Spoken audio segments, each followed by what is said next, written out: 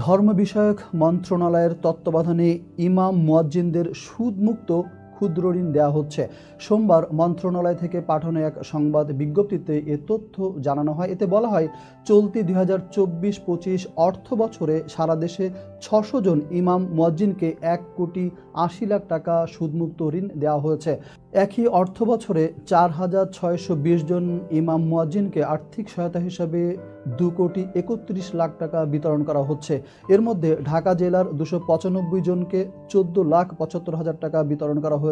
অবশিষ্ট টাকা নির্বাচিতদের মাঝে বিতরণের কাজ চলছে। ইমাম মুয়াজ্জিন কল্যাণ ট্রাস্ট হতে এই খাতে মোট 4,11,00,000 টাকা বিতরণ করা হচ্ছে।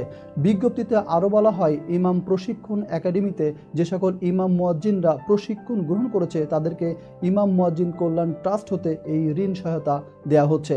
এছাড়া এই ট্রাস্ট হতে আর্থিকভাবে অসচ্ছল ইমাম মুয়াজ্জিনদেরকে আর্থিক সহায়তা প্রদান করা হচ্ছে। উল্লেখ্য, কোনো ইমাম বা মুয়াজ্জিন মারাত্মক দুর্ঘটনা, পঙ্গুত্ব, দুরারোগ্য ব্যাধি ইত্যাদি কারণে অক্ষম হয়ে পড়লে, আকস্মিকভাবে মৃত্যুবরণ করলে তাকে আর্থিক সহায়তা ও ঋণ প্রদান, তাদের মেধাবী সন্তানদের শিক্ষার জন্য আর্থিক সহায়তা এবং পরিবারের কল্যাণ সাধনের জন্য 2001 সালে ইমাম মুয়াজ্জিন কল্যাণ ট্রাস্ট গঠিত হয়।